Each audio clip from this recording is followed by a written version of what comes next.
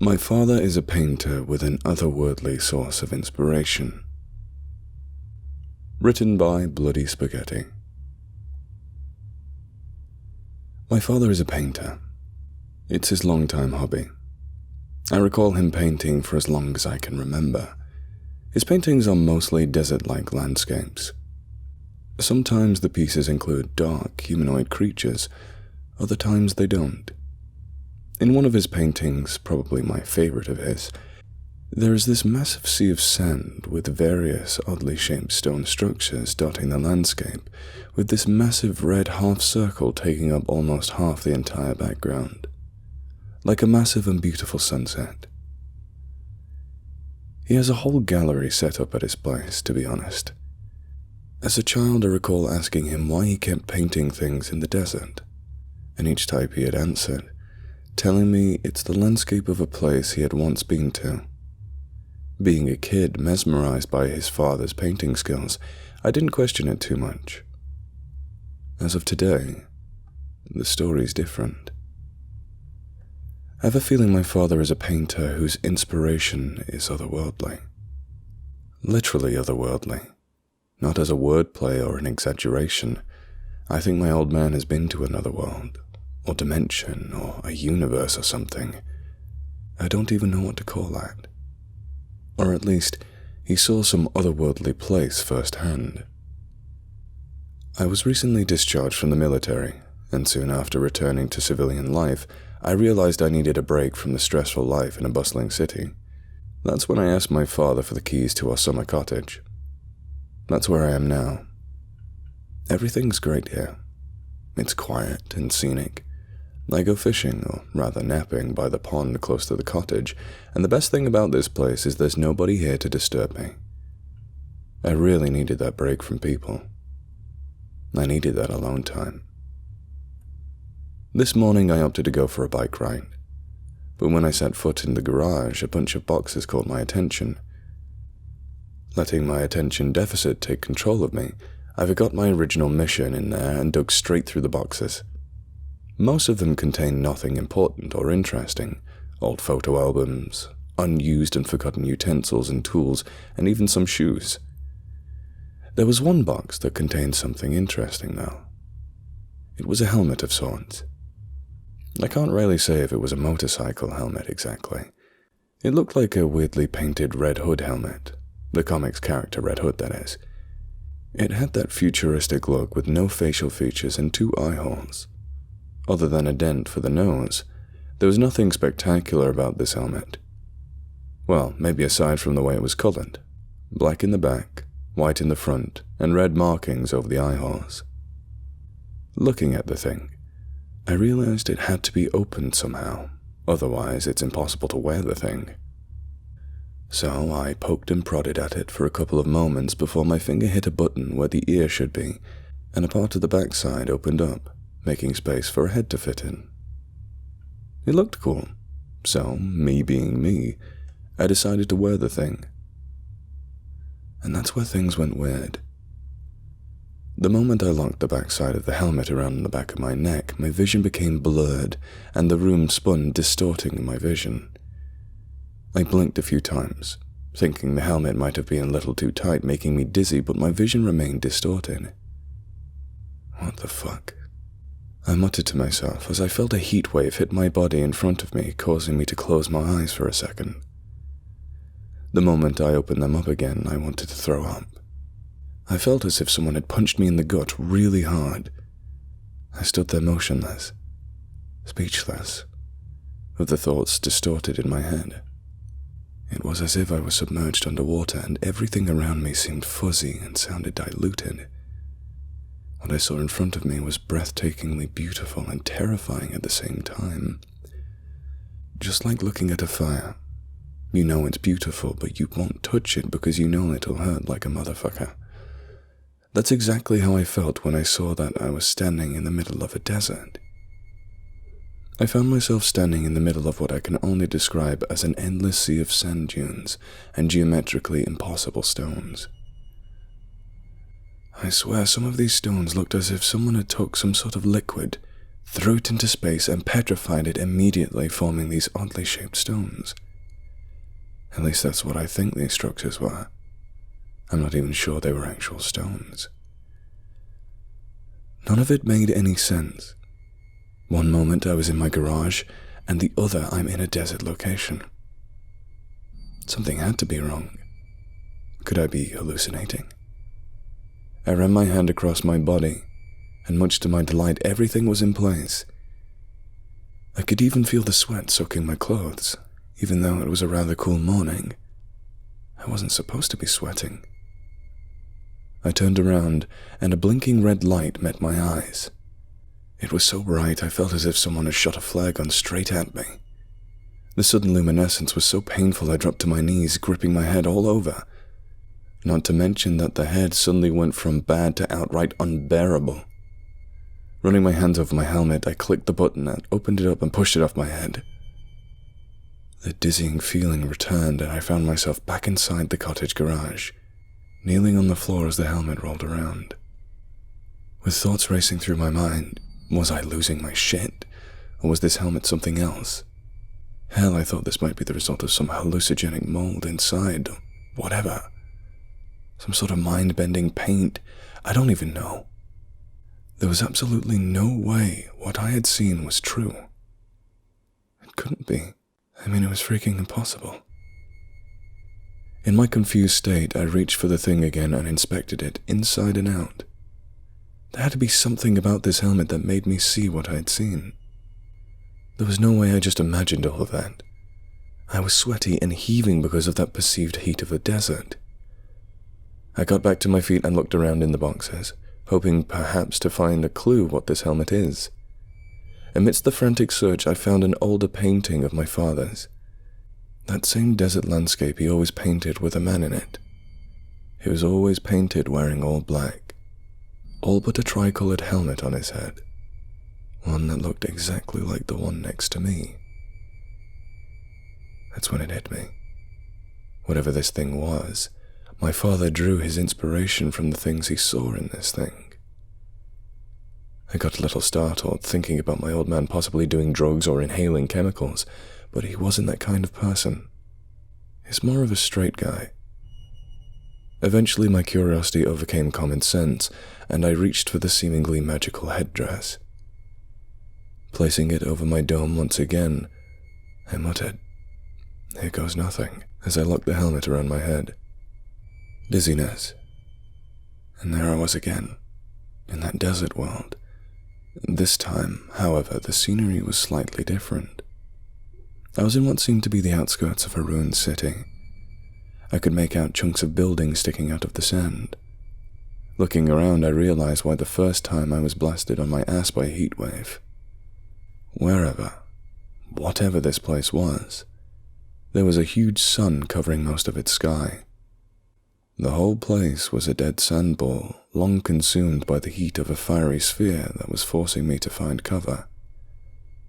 I almost felt bad for the place. If there was ever anything living on that sandball, it was probably long dead. The scorching ball of fire in the sky above me was even hotter this time. I could see the surrounding air heat in a way it appeared to dance all around me in a macabre apocalyptic scene that made me slightly fearful. Not knowing my limitations in this place, I ran towards what seemed to be a more exposed part of the ruins. My steps sounded like I was walking on something gooey. I didn't want to look down to find my shoes melting off, so I kept running towards what I assumed to be a cooler location. When I was close enough to what appeared to be abandoned buildings, I noticed some movement. I could see shadows moving around, humanly shaped shadows. Figuring this place wasn't as devoid of life as I once thought, I pressed forward and watched people or some sort of humanoid beings walking around. They were, in fact, shadow people, or rather, beings made up of shadowy substance. Trying to figure out whether they were hostile, I approached them, ruffling some sand beneath my feet.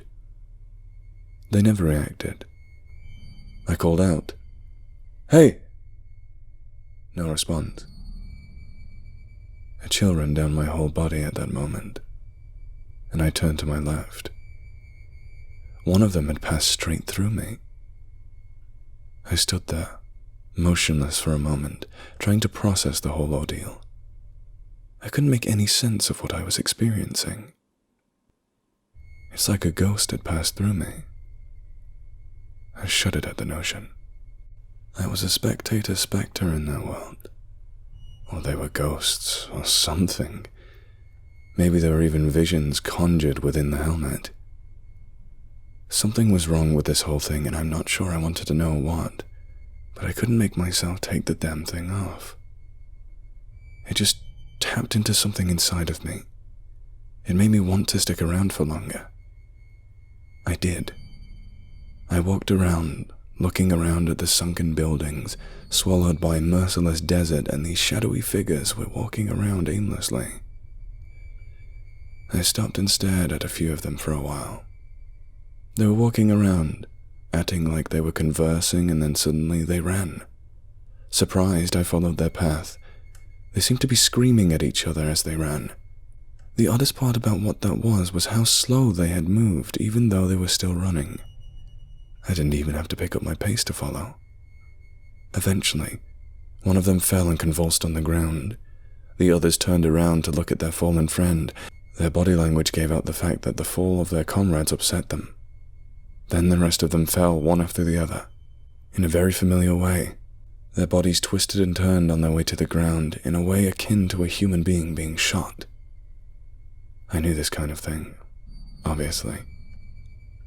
I had left the military once my contract ran out because of what I can sum up as battle fatigue. That's when I realized that these things must have been a reenactment of something. Something sinister. I was about to take off the helmet for good. I didn't want to stick around to see any more horrors, but a cold chill ran through my body again. I felt as if someone had poured cold water all over me. Distracted, I put my hands down to see another shadowy figure pass straight through me. He walked a few steps before making a stabbing motion to his own neck area and dropping to the ground like a dead weight. Suicide, I suppose. Whatever brought these people to their end, it was terrible. I couldn't watch any more of it. It was too much to bear.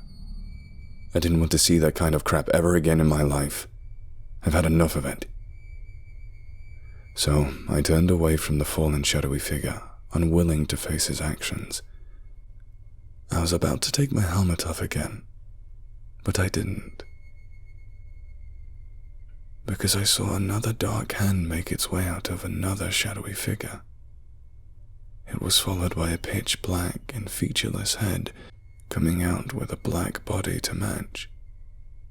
It slowly made its way out of the shadowy figure, mesmerizing me with its jerking movements as it crawled out of the apparition. I wanted to move, but I couldn't. My brain didn't let me. There was no fear, however, only awe at the sight unfolding before me. Once it was fully materialized, I remembered a black mannequin dressed in black pants and a thick black raincoat. The thing got up to its feet and marched straight at me. Thinking it was another apparition, I just stood there, watching it come at me. It swung its clenched fist. I thought it would pass right through me. I felt something hard hit the side of my head. Pain surged through my skull, disorienting me, forcing me a few steps back. Before I realized what hit me, another punch landed in my solar plexus, dropping me to my knees. I cursed out of breath. Battered and confused, I tried making sense of what had just happened, but I felt a rough knee connect with my chest, sending me staggering backwards again. The faceless thing was charging at me. I was trying to regain my senses and began swinging almost automatically. I connected with its body, but the blows did nothing. It wouldn't budge. It didn't feel a bloody thing. Hitting this thing felt like I was hitting some sort of plastic. The thing landed a vicious uppercut on me, sending me on my arse before it grabbed hold of my head. Visions flooded my mind. Visions of a prosperous, futuristic society in a beautiful world. It seemed like a perfect place to be in. From this beautiful scenery, my perspective was shifted to a room filled with shining beings screaming at each other in a language my brain couldn't even comprehend. From there, my perspective was shifted to that of a battlefield where shining beings were eradicating one another, using some sort of plasma-producing machines. They literally turned one another to fucking dust with those. I saw the group from before. They were running. They were different, more human than shining beings, yet not quite human. They were shot with the same machines, but it only made holes in them. A war that was a war, all too familiar, all too painful to watch. I screamed at my tormentor to stop showing me these visions as I thrashed my body around. I didn't want to see any of it. I couldn't handle this kind of thing anymore. The thing completely ignored my screaming, and its grip was strong enough to keep me pinned down no matter how hard I tried to get free. I could feel my blood reaching boiling point. I could feel the cortisol rushing through my arteries. It's a feeling I can only describe as waves of cold water running through my body and setting me alight internally. I had entered full-blown fight moment when my perspective was shifted once more. This time I was in a laboratory watching capsules in which mannequin-like things were contained. Then my perspective shifted once more back to the battlefield. I was watching from this massive spaceship, shooting some sort of energy blast into the sky. I kept trying to free myself from it, but I couldn't. My perspective shifted again. I was staring at a sky from a rooftop in a futuristic city. The sky was growing redder by the second. I could see the sun growing closer and closer. I could feel the heat getting progressively worse, till I felt myself catch fire. I felt the searing pain of my skin catching fire before my perspective was shifted back to that thing that had assaulted me. It let go of my head, then straightened up, staring down at me. I assumed that was what it was doing anyway. Then it turned and pointed at the stellar fireball behind me. I looked up, feeling the light blinding me once again. That's when it hit me. That thing showed me the end of this planet. They fucked up. They fucked up badly. They've killed themselves in a sort of suicidal war, pulling themselves closer to the star that their planetary system orbited. Sadness became mixed with violent anger, and I felt myself shake on the ground. The thing, uncaring, pointed at me, and I heard a choir of deep, guttural voices roar inside my head.